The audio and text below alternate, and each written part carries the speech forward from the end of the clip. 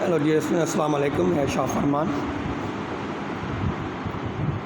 आज हम स्टार्ट कर रहे हैं, जैसा कि कल हमने स्टार्ट पढ़ा था स्ट्रक्चर ऑफ नेफ्रॉन। तो उसी नेफ्रॉन के अंदर जो कि फ़िल्ट्रेशन होती है, डिफरेंट नाइट्रेट्स की फ़िल्ट्रेशन होती है, डिफरेंट सब्सटेंस की नाइट्रोजनस कंपाउंड्स की फ़िल्ट्रेट होती है। हम उसको फर्दर पढ़ेंगे। रेगुलेटरी फंक्शन ऑफ किडनी और excretion removal of harmful substance from the body. अगर हम बात करेंगे एक्सक्रीशन की, तो mechanism of excretion consist of ultra filtration, reabsorption, tubular secretion and counter current exchange. ये all the four types takes place in the parts of nephron। ये nephron के अंदर पूरे मैकेनिज़म्स हो जाते हैं, जो कि अल्ट्रा फिल्ट्रेशन है, रीअब्जॉर्प्शन है, ट्यूबुलर सीक्रेशन है एंड काउंटर करंट एक्सचेंज है। अगर हम पहले फर्स्ट पढ़ेंगे अल्ट्रा फिल्ट्रेशन, तो ultra filtration takes place in the Bowman capsule. Bowman capsule के अंदर ये टेक्स प्लेस, बुमेन कैप्सूल के अंदर अल्ट्रा फिल्ट्रेशन होती है। So blood is separated from, blood जो है वो सेपरेट होती है शुगर से, सॉल्ट से, नाइट्रोजनस कंपाउंड से एंड वाटर से। तो ये दो भी चीज़ें ब्लड के अंदर मौजूद होते हैं, जैसा कि शुगर है, सॉल्ट है, नाइट्रोजनस कंपाउंड है, वाटर है, ये प्रेजेंट इन द ब्लड। तो बुमेन कैप्सूल के अंदर ये फिल्ट्रेट होती है, ये सारी चीज़ें फ्रॉम द सेपरेट हो जाती है फ्रॉम द ब्लड, ब्लड से सेपरेट हो जाती है, हम उसको बोलते हैं अल्ट्रा फिल्ट्रेशन। ज़्यादा फिल्ट्रेट हो जाती है ब्लड, हम उसको बोलते हैं ultra filtration. So that the pure blood remain in the glomerulus. Glomerulus is the cavity of the Bowman capsule. उसके अंदर क्या है, उसके अंदर प्योर ब्लड रहती है, क्योंकि बाकी जो मटीरियल्स हैं, शुगर है, साल्ट है, नाइट्रोजनस कंपाउंड है, वाटर है, वो रीअब्जॉर्ब, वो सेपरेट हो जाते हैं from the blood, which is called ultra filtration take place in the Bowman capsule. Okay, अगर हम बात करेंगे रीअब्जॉर्प्शन, एब्जॉर्ब वाटर मटीरियल हो जाते हैं, फिर फर्दर मटीरियल भी रीअब्जॉर्ब हो जाता है। जैसा कि reabsorption takes place in different parts of nephron.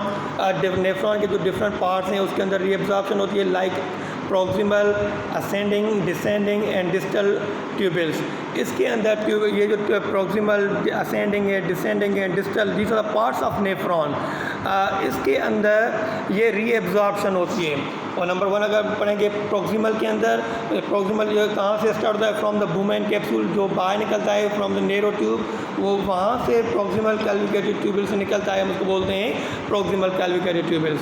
Hair glucose, amino acid, water, salt और एब्जॉर्ब। इस ट्यूब के अंदर glucose, amino acid, water and salt absorb होता है, हम रीअब्जॉर्ब होता है। हम पढ़ रहे हैं reabsorption of material from the to the different parts of nephron. उसके बाद प्रॉक्सिमल जो कन्वर्ट होता है, move to the backward to move toward the medulla part of the nephron, which is U shaped structure. जो first है descending loop of फैनल।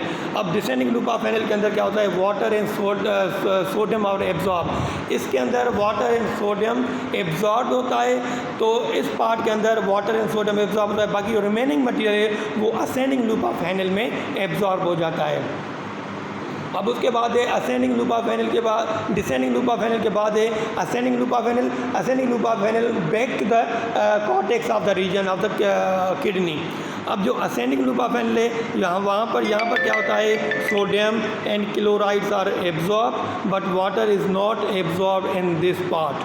Descending के अंदर water absorb हो जाता है, तो यहाँ पर वाटर होता है मगर एब्जॉर्ब नहीं होता। तो ये remaining water in the ascending loop of Henle ये चला जाता है डिस्टल कैल्विकेटेड ट्यूबल्स के अंदर। तो डिस्टल कैल्विकेटेड ट्यूबल्स के अंदर ज़्यादा वाटर जो भी रिमेनिंग होता है वहाँ पे एब्जॉर्ब हो जाता है, वहाँ पे फिल्ट्रेट हो जाता है, वहाँ पे सॉल्ट फिल्ट्रेट हो जाता है एंड कन्वर्ट हो जाता है इनटू द यूरिन।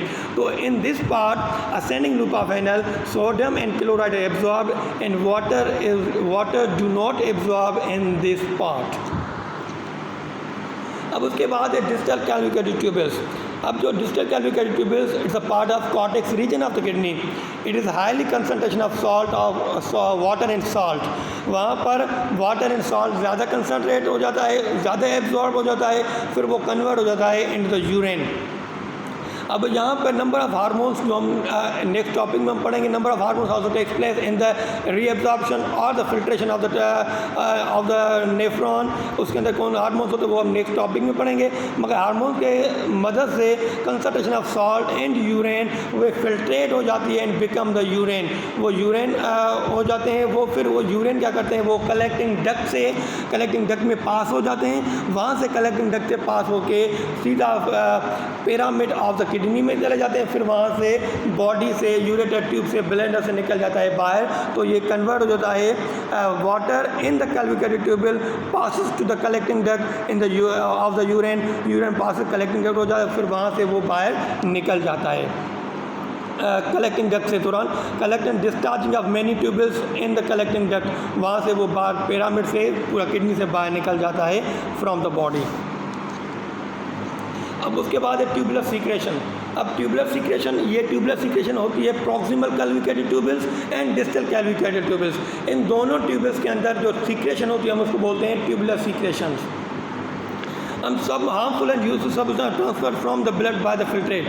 हम कुछ ऐसे सब्सटेंस होते हैं जो कि यूजफुल भी होते हैं और तो कुछ हार्मफुल भी सब्सटेंस होते हैं, वो फिल्ट्रेट हो जाते हैं, ट्रांसफ़र हो जाते हैं from the blood by filtrate by active transport. यहाँ पर एक्टिव ट्रांसपोर्ट होती है क्योंकि इसके अंदर harmful substance like ammonia, uric acid and creatinine nitrogenous substance which is filtrate in the blood from the blood by the tubular secretion in the tubular secretion. अब उसके बाद है काउंटर करंट एक्सचेंज। अब काउंटर करंट एक्सचेंज हम उसको किसको बोलते हैं, counter current exchange of water and solutes.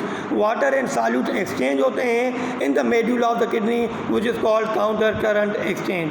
अब काउंटर करंट एक्सचेंज का दो टाइप्स होते हैं, एक को हम बोलते हैं काउंटर करंट मल्टीपुलर, दूसरा बोलते हैं हम काउंटर करंट वेसारेक्टा। अब counter current multipolar, it occurs in loop of Henle. It maintains concentration of ions when filtrate passes to descending tubules and water is absorbed. यहाँ पे water ज़्यादा होता है, इसको हम बोलते हैं hypertonic, क्योंकि ये acid base maintenance करता है, maintain the acid base of the body which is present in the which is take place in the counter current multipolar. Being a hypertonic condition, तो मतलब ज़्यादा water in this condition of the counter current, so 90% water is absorb here, so the concentrated urine is pass outside the body. 90% of water जहाँ पे absorb हो जाता है तो वो कन्वर्ट हो जाता है यूरिन के अंदर, जो कि हम पढ़ चुके हैं कलेक्टिंग डक्ट के बाद वो बाहर निकल जाता है। अब काउंटर करंट वेसारेक्टा, आपको पता है कि हम लास्ट टॉपिक में हम पढ़ रहे थे दो ग्लोमेरुलस कैपिलरीज के दो कैपिलरीज होते हैं, एक को हम पढ़ते हैं पेरिट्यूबुलर कैपिलरीज, दूसरे को हम पढ़ रहे थे वेसारेक्टा कैपिलरीज। अब peritubular capillaries are coiled around the proximal and distal कैल्विकेटरी tubules while the remaining of the capillaries which are around to the loop of Henle ascending descending loop of Henle which coiled around this part of the nephron which is called vesarecta. Vessels which coil around the loop of Henle called vesarecta.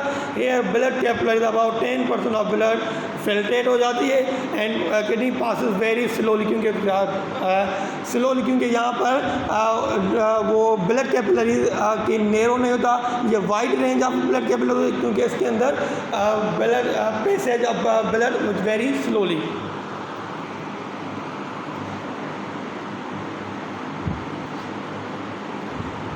अब इसके बाद जो हमारा next topic है हम उसको discuss करेंगे। अपना बहुत सारा ख्याल रखिएगा।